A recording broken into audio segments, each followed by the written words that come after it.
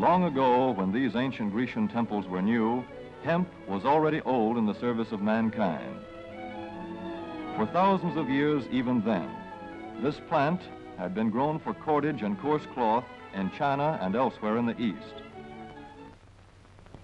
For centuries prior to about 1850, all the ships that sailed the western seas were rigged with hempen rope and sails. For the sailor, no less than the hangman, hemp was indispensable.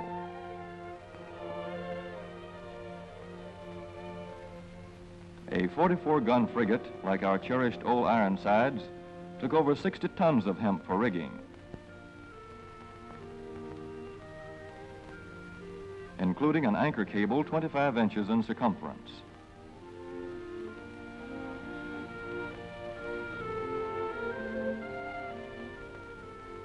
The Conestoga wagons and prairie schooners of pioneer days were covered with hempen canvas.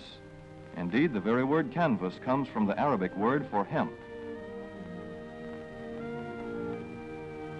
In those days, hemp was an important crop in Kentucky and Missouri. Then came cheaper imported fibers for cordage, like jute, sisal, and manila hemp, and the culture of hemp in America declined. But now, with Philippine and East Indian sources of hemp in the hands of the Japanese, and shipment of jute from India curtailed, American hemp must meet the needs of our Army and Navy as well as of our industries. In 1942, patriotic farmers at the government's request planted 36,000 acres of seed hemp, an increase of several thousand%. The goal for 1943 is 50,000 acres of seed hemp. In Kentucky, much of the seed hemp acreage is on river bottom land such as this, along the Kentucky River Gorge. Some of these fields are inaccessible except by boat. Thus, plans are afoot for a great expansion of the hemp industry as a part of the war program. This film is designed to tell farmers how to handle this ancient crop, now little known outside Kentucky and Wisconsin. This is hemp seed. Be careful how you use it. For to grow hemp legally, you must have a federal registration and tax stamp. This is provided for in your contract. Ask your AAA committeeman or your county agent about it. Don't forget, hemp demands a rich, well-drained soil such as is found here in the bluegrass region of Kentucky or in central Wisconsin.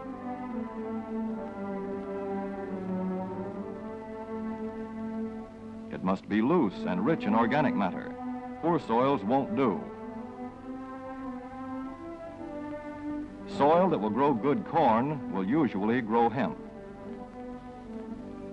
Hemp is not hard on the soil. In Kentucky, it has been grown for several years on the same ground, though this practice is not recommended. A dense and shady crop, hemp tends to choke out weeds. Here's a Canada thistle that couldn't stand the competition. Dead as a dodo. Thus, hemp leaves the ground in good condition for the following crop. For fiber, hemp should be sown 5 pecks to the acre. With drill, the closer the rows, the better. These rows are spaced about 4 inches. This hemp has been broadcast. Either way, it should be sown thick enough to grow a slender stalk.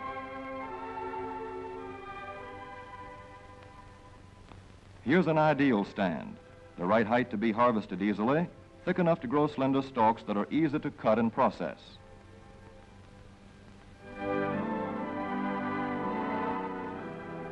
Stalks like these here on the left, they yield the most fiber and the best. Those on the right are too coarse and woody. For seed, hemp is planted in hills like corn, sometimes by hand. Hemp is a dioecious plant.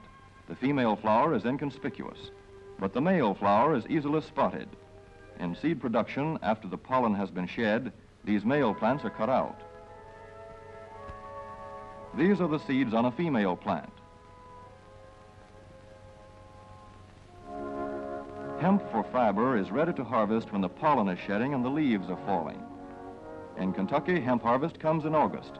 Here, the old standby has been the self-rake reaper, which has been used for a generation or more. Hemp grows so luxuriantly in Kentucky that harvesting is sometimes difficult, which may account for the popularity of the self-rake with its lateral stroke.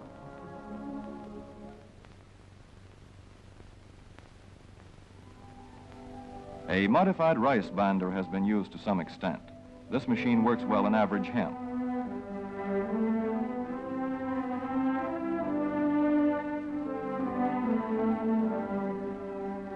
Recently, the improved hemp harvester, used for many years in Wisconsin, has been introduced in Kentucky. This machine spreads the hemp in a continuous swath. It is a far cry from this fast and efficient modern harvester to the Armstrong model of yore. But here's one kind of harvester, at least, that doesn't stall in the heaviest hemp. In Kentucky, hand cutting is practiced in opening fields for the machines.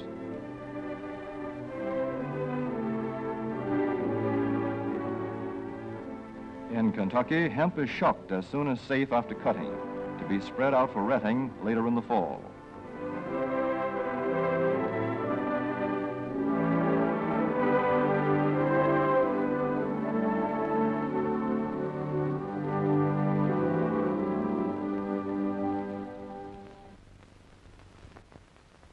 In Wisconsin, hemp is harvested in September. Here, the hemp harvester with automatic spreader is standard equipment. Note how smoothly the rotating apron lays the swath preparatory to retting. Here it is a common and essential practice to leave headlands around hemp fields. These strips may be planted to other crops, preferably small grain. Thus, the harvester has room to make its first round without preparatory hand cutting. Here the machine is running over corn stubble. When the cutter bar is much shorter than the hemp is tall, overlapping occurs. Not so good for retting. The standard cut is 8 to 9 feet. The length of time hemp is left on the ground to ret depends on the weather. The swaths must be turned to get a uniform ret.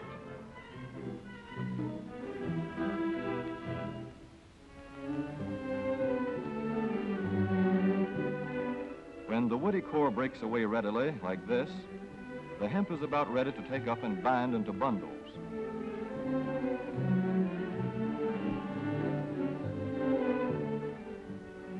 Well-retted hemp is light to dark gray.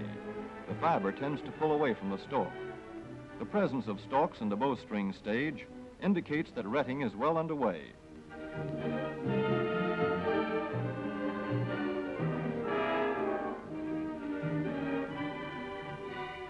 When hemp is short or tangled, or when the ground is too wet for machines, it is bound by hand. A wooden buck is used.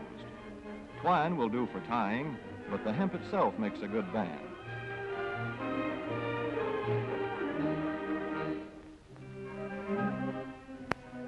When conditions are favorable, the pickup binder is commonly used. The swath should lie smooth and even with stalks parallel. The picker won't work well in tangled hemp.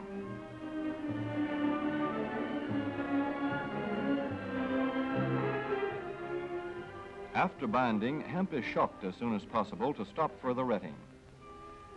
In 1942, 14,000 acres of fiber hemp were harvested in the United States. The goal for 1943 is 300,000 acres.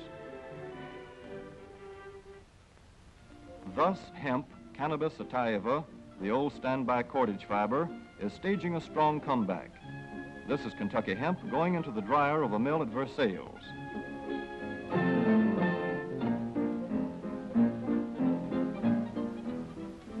In the old days, breaking was done by hand, one of the hardest jobs known to man.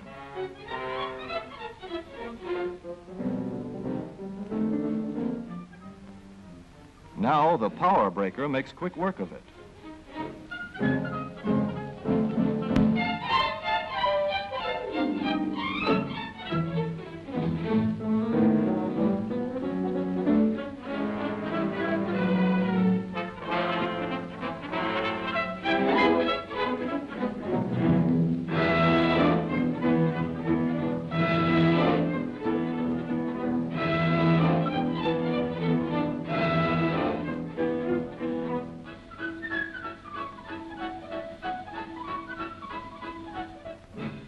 Spinning American hemp into rope yarn or twine in the old Kentucky River Mill at Frankfort, Kentucky. Another pioneer plant that has been making cordage for more than a century.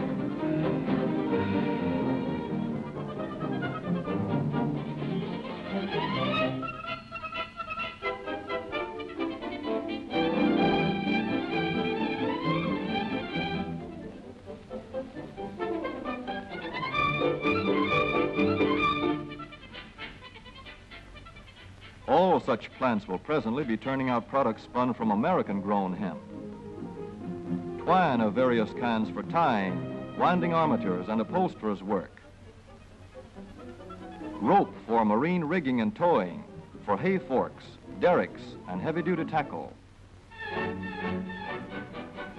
Light-duty fire hose. Thread for shoes for millions of American soldiers. And parachute webbing for our paratroopers.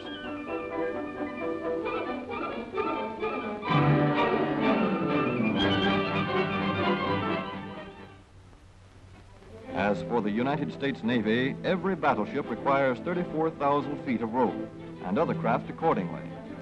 So here in the Boston Navy Yard, where cables for frigates were made long ago, crews are now working night and day making cordage for the fleet. In the old days, rope yarn was spun by hand.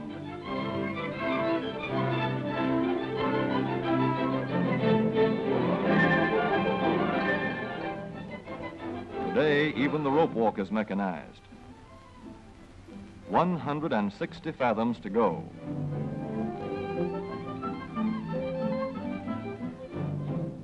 The rope yarn feeds through holes in an iron plate.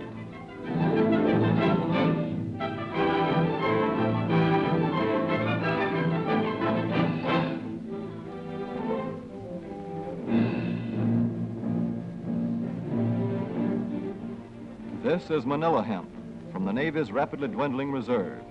When that is gone, American hemp will go on duty again. Hemp for mooring ships, hemp for tow lines.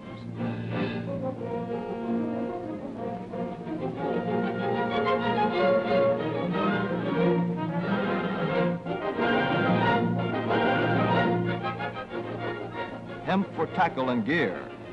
Hemp for countless naval uses, both on ship and shore. Just as in the days when old Ironside sailed the seas victorious, with her hempen shrouds and hempen sails.